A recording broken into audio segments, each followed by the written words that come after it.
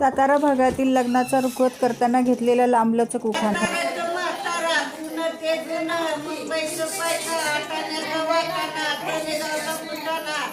बंदरची केळ, कोकणचा फणस, आवडीचा पाहुणा चावडीत, पटका गुंतो सोलापुरी, जाऊन बसतो पारावरी. ह्या पिसावळ्याचं माणिक मोती, पिसावळ्यापासून सुटला घोडा, आबापुरीला पडला वेडा. मध्यभागी तीर्थाची बरमपुरी, आढ्याल रहिमतपूर मान्याचं, अंगापूर कंच्याचं,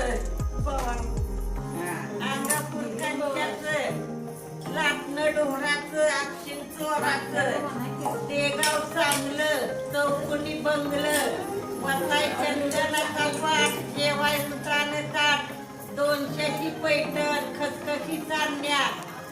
आणि सुभाषरावचे नाव घ्यायचे घोरपड्याची